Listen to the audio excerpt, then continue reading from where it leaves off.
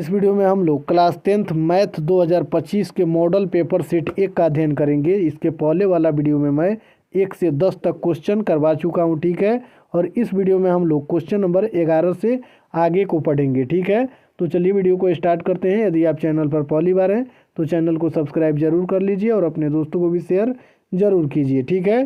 देखिए जितना क्वेश्चन आप देख रहे हैं इस सब का उत्तर हम बता चुके हैं, सनों को एक्सप्लेन कर करके इसमें हम बताए हैं, ठीक है। उसको नहीं देखे हैं तो उस वीडियो को आप देख लीजिए। इसमें हम लोग क्वेश्चन नंबर 11 को देखेंगे। देखिए क्वेश्चन में से कौन सा युग में सह अभाज्य है, तो इसका right answer option number B हो जाएगा 9 और 16। ये निकलेगा कैसे, सह अभाज्य संख्या होता क्या है। तो देखिए सह अभाज्य संख्या उसे कहते हैं जब दो संख्याओं का HCF हर कंडीशन में एक आए।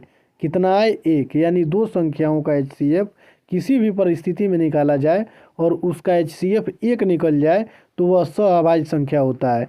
और ऑप्शन नंबर बी में दिया हुआ है 9 और 16। तो जब 9 और 16 का HCF हम लोग निकालेंगे तो कितना आएगा, एक ही आएगा, ठीक है। HCF निकालना आप लोग जानते हैं, उसको निकाल करके चेक कर लीजिएगा। बाकी जो ऑप्शन नंबर ए, सी और डी में दिया हुआ है इसका HCF निकालने पर एक नहीं आएगा, केवल ऑप्शन नंबर बी का 9 और 16 का ही आएगा। इसलिए इसका right answer option number B हो जाएगा। चलिए फिर आगे वाला क्वेश्चन हम लोग देखेंगे। हमें दिया हुआ है कि 0.3125 को P बटा Q के रूप में लिखा जा सकता है। तो इसको हम लोग बनाएंगे कैसे कि लिखेंगे 0 दिया हुआ है 3125 और बटा नीचे दे देंगे, जीरो के सामने एक लिखेंगे, जीरो के ठीक नीचे एक लिखेंगे, दशमलव के सामने दशमलव और सभी अंकों को जीरो से बराबर कर देंगे। कितना से, जीरो से। जैसे ही सभी अंकों को बराबर करेंगे तो ये दशमलव से दशमलव कट जाएगा और इसके पहले ये जीरो है, इसका कोई वैल्यू नहीं होता है। ये हो जाएगा 3125। कितना हो जाएगा, 3125 और बटा में आ जाएगा ये एक पर कितना, 4 जीरो। कितना जीरो, 4 जीरो, यानी ये हो जाएगा 10,000। तो 3125 जो है वो 625 बार में कटेगा 5 से, ठीक है। और फिर 10,000 जो है ये भी 625 से कटेगा कितना बार में, 16 बार में। यानी 5/16 इसका right answer option number B हो जाएगा। चलिए फिर आगे वाला क्वेश्चन हम लोग देखेंगे। क्वेश्चन नंबर 13 में दिया हुआ है कि निम्नलिखित में से कौन सा बहुपद है। तो देखिए बहुपद पहचानने का सबसे आसान तरीका है, ठीक है, कि यदि कोई ए से जेड तक कोई भी अक्षर अगर रूट के अंदर दिख रहा है तो बहुपद नहीं होगा। तो ऑप्शन नंबर ए में हम लोग देख रहे हैं कि 2x रूट अंडर 2x दिया हुआ है, तो ये तो बहुपद होगा ही नहीं। फिर दूसरा तरीका है कि कोई भी ए से जेड तक अक्षर, ए से जेड तक का कोई भी अक्षर अगर आपको बटा के नीचे दिख जाए तो वो भी बहुपद नहीं होगा। यानी ऑप्शन नंबर बी में भी बटा के नीचे x दिख रहा है, ये भी बहुपद नहीं होगा। फिर ऑप्शन नंबर डी को अगर देखा जाए तो यहाँ रूट के अंदर 4x है, यानी रूट के अंदर ए से जेड तक का कोई अक्षर दिख जाए वो भी बहुपद नहीं होगा। लेकिन वहीं ऑप्शन नंबर सी में बात की जाए तो देखिए ऑप्शन नंबर सी में जो है यही बहुपद होगा। इसमें बटा के नीचे भी कोई ए से जेड तक अक्षर नहीं है और ना ही कोई रूट के अंदर ए से जेड तक अक्षर है और ना ही जो चर दिया हुआ है एक्स, इसका पावर कोई माइनस में है। यानी ऑप्शन नंबर सी इसका सही हो जाएगा, ठीक है। चलिए फिर आगे वाला क्वेश्चन हम लोग देखेंगे। नंबर 14 में दिया हुआ है कि बहुपद x+3 का होल स्क्वायर इंटू x³ - 8 का घात क्या है। तो इसको x का क्या करेंगे, स्क्वायर कर देंगे, तो यहाँ x स्क्वायर हो जाएगा और दोनों के बीच में कोई चिन्ह नहीं है, मतलब गुना है। और फिर x³ जो दिया हुआ है x³ लिख देंगे, ठीक है। अब यहाँ क्या करेंगे कि जैसे x² गुने x³ होगा, ये गुना में आया तो ये दोनों का पावर जुट जाएगा, यानी x का पावर कितना हो जाएगा, 5। तो इसका घात कितना हो जाएगा, 5। ऑप्शन नंबर बी सही हो जाएगा। चलिए फिर आगे वाला क्वेश्चन हम लोग देखेंगे। में दिया हुआ है कि बहुपद 2x² - 6 के शून्यक हैं। तो इसको हम लोग हल करेंगे, लिखेंगे 2x² - 6 बराबर 0। फिर उसके बाद में लिखेंगे या 2x² बराबर, यहाँ बराबर के इस पक्ष में माइनस में 6 है तो बराबर के उस पक्ष में प्लस में 6 हो जाएगा। फिर यहाँ लिखेंगे या x² बराबर 6 और ये 2 गुना में है बराबर के इस पक्ष में, तो बराबर के दूसरे पक्ष में बटा के नीचे चला जाएगा 2। अब उसके बाद में इसको भाग दे देंगे, तो 2 से जब 6 में भाग देंगे तो कितना बार में कटेगा, 3 बार में। अब यहाँ लिखेंगे या x बराबर लिखेंगे। अब ये जो स्क्वायर है बराबर के दूसरे पक्ष में रूट बन जाएगा, उधर जाके क्या बन जाएगा, रूट बन जाएगा। और ये जो 3 बचा है इसको रूट के अंदर लिखेंगे, ठीक है। अब रूट प्लस और माइनस दोनों में होता है, यानी एक बार प्लस रूट 3 लिखेंगे और एक बार माइनस रूट 3 लिखेंगे। देखेंगे ये किस में आया हुआ है, कौन सा ऑप्शन में दिया हुआ है। तो यहाँ ऑप्शन नंबर ए दिख रहा है, एक प्लस में रूट 3 है और एक माइनस में रूट 3 है। तो इसका right answer option number A हो जाएगा। चलिए फिर आगे वाला क्वेश्चन हम लोग देखेंगे। 16 नंबर क्वेश्चन में दिया हुआ है कि बहुपद पी एक्स बराबर 2x² माइनस 8x माइनस 12 है, तो P2 का मान ज्ञात करना है। देखिए यहाँ P अगर लिखते हैं और यहाँ 2 लिखते हैं तो x का वैल्यू कितना हो जा रहा है, 2।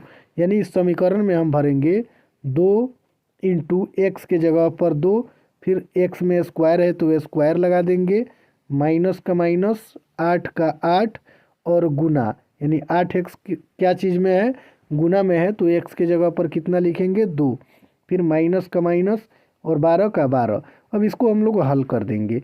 यहाँ लिखेंगे 2, ये कोष्ट हटाएंगे तो गुना, और 2 का स्क्वायर कितना हो जाएगा, 4, और माइनस 8 दूनी कितना होगा, 16, और माइनस 12। अब क्या करेंगे, ये गुना करेंगे तो 4 दूना कितना हो जाएगा, 8, और माइनस, ये माइनस माइनस दोनों क्या हो जाएगा, प्लस। चिन्ह तो माइनस का ही रहेगा, यानी 6 2 कितना होगा, 8, और 1 1 कितना हो जाएगा, 2, 28। अब ये प्लस माइनस में है, ठीक है, आगे कोई चिन्ह नहीं है, मतलब प्लस में है, तो प्लस माइनस माइनस होता है। 28 से 8 घटेगा तो कितना आएगा, -20, क्योंकि ये दोनों में बड़ा -28 है, और जो बड़ा अंक होता है उसी के आगे वाला चिन्ह दिया जाता है। तो -20 अब हम लोग देखेंगे कौन सा ऑप्शन में दिया हुआ है, तो ऑप्शन नंबर बी दिख रहा है, -20। इसका right answer option number B हो जाएगा। चलिए फिर आगे वाला क्वेश्चन हम लोग देखेंगे। सूत्र को हम लोग देखेंगे, दिया हुआ है कि यदि बहुपद 3y² प्लस 7y माइनस के शून्य के एक दूसरे के व्युत्क्रम हो तो k का मान होगा। तो इसमें सबसे पहले इसको बनाने के लिए हम लोग क्या करेंगे, ए बी सी का मान निकाल लेंगे। तो ये जो 3 दिख रहा है, ए का मान 3 हो जाएगा, ठीक है, बी का मान हो जाएगा 7, और सी का मान हो जाएगा -k, यानी ए का मान ये पहले वाला होता है, और ये बी का मान, और ये सी का मान होता है। तो सी का मान -k दिया हुआ है। अब यहाँ क्वेश्चन को एक बार हम फिर पढ़ेंगे कि बोल रहा है कि शून्यक एक दूसरे के व्युत्क्रम है, यानी शून्यक जो दिया हुआ है एक दूसरे के व्युत्क्रम, यानी एक दूसरे का उल्टा है। तो हम लोग मान लेंगे कि माना कि अल्फा बराबर शून्यक, द्विघात बहुपद है तो अल्फा और बीटा होगा शून्यक, तो अल्फा बराबर हम लोग मान लेंगे x, ठीक है, और बीटा बराबर हम लोग मान लेंगे 1/x।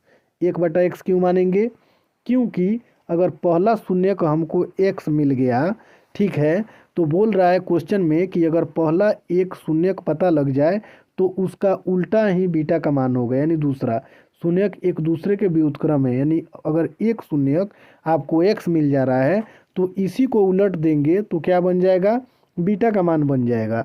यानी हर अंक के नीचे बटा में एक छुपा रहता है, यानी x/1 लिख सकते हैं। अब इसको जब हम लोग उल्टा करेंगे तो 1/x से ना होगा, तो बीटा का मान हो जाएगा 1/x, अल्फा का मान माने x, और उसको उलट दिए तो बीटा का मान 1 कितना हो गया, x। यहाँ तक कोई दिक्कत नहीं होगा, ठीक है।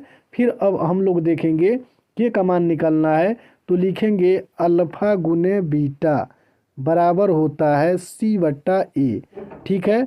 इसी फार्मूला का इस्तेमाल करके इस क्वेश्चन को हल कर लेंगे। तो अल्फा के जगह हम लोग लिखेंगे x, इसको ध्यान मत दीजिएगा, काट दीजिएगा। यहाँ अल्फा के जगह पर ये x लिखेंगे, गुना का गुना, बीटा का मान है 1/x, तो यहाँ लिखेंगे 1/x, और बराबर c का मान देखिए -k दिया हुआ है, तो -k लिखेंगे, और बटा a का मान कितना है, 3, तो यहाँ 3 लिख देंगे। अब ये x से x कैंसिल हो जाएगा, और बटा के नीचे 3 है तो बराबर के दूसरे पक्ष में ये 3 1 से गुना करेगा तो कितना होगा, 3, फिर बराबर का बराबर, और इधर क्या होगा, -k, माइनस को कॉमन लेंगे तो k का मान कितना निकल जाएगा, k बराबर -3, जो ऑप्शन नंबर डी में दिया हुआ है इसका right answer option number D हो जाएगा। चलिए फिर आगे वाला क्वेश्चन हम लोग देखेंगे। 18 नंबर क्वेश्चन में दिया हुआ है कि शून्यक -2 -5 वाले बहुपदों की संख्या होगी, तो इसका right answer option number D होगा अनगिनत। चलिए फिर आगे वाला क्वेश्चन हम लोग देखेंगे। 19 नंबर क्वेश्चन में इसमें दिया हुआ है कि यदि बहुपद पी एक्स बराबर 5x² + 7x - 12 के शून्यक अल्फ़ा और बीटा हो तो 5 × अल्फ़ा + बीटा का मान होगा। तो सबसे पहले हम लोग अल्फ़ा प्लस बीटा का मान निकाल लेंगे। देखिए अल्फ़ा प्लस बीटा बराबर होता है -b/a, यानी -b, ठीक है। तो माइनस फार्मूला का ऐसे ही माइनस लगा देंगे और b का मान होगा 7। अभी ऊपर वाला क्वेश्चन में हम लोग देखे हैं तो यहाँ 7 हो जाएगा और बटा a का मान ये पहले वाला होता है 5, ठीक है। यानी अल्फ़ा प्लस बीटा का मान कितना निकल गया, -7/5। अब इसमें हम लोग भर के मान निकाल लेंगे। तो यहाँ लिखेंगे 5 और गुने अल्फ़ा प्लस बीटा का मान कितना है, -7/5। तो ये 5 से 5 कैंसिल होगा तो कितना होगा, -7, जो ऑप्शन नंबर ए में दिया हुआ है। इसका right answer option number A हो जाएगा। चलिए फिर आगे वाला क्वेश्चन हम लोग देखेंगे। 20 नंबर क्वेश्चन में दिया हुआ है कि यदि अल्फ़ा बीटा गामा त्रिघात बहुपद ax³ + bx² + cx + d के शून्यक हों तो अल्फ़ा बीटा गामा का मान होगा। तो इसका सही उत्तर होगा ऑप्शन नंबर डी -d/a। फिर इसके बाद वाला वीडियो में हम लोग क्वेश्चन नंबर 21 से 30 तक करेंगे, ठीक है। वीडियो थोड़ा लंबा हो जा रहा है, इसीलिए प्रत्येक वीडियो में 10-10 क्वेश्चन को हम करवा रहे हैं, ठीक है। तो जितना क्वेश्चन हम करवा रहे हैं इसी टाइप का क्वेश्चन आपके एग्जाम में आएगा। और प्रतिदिन शाम को 6 बजे आपका क्लास चलता है, क्लास 10th का। तो प्रतिदिन 6 बजे आप लोग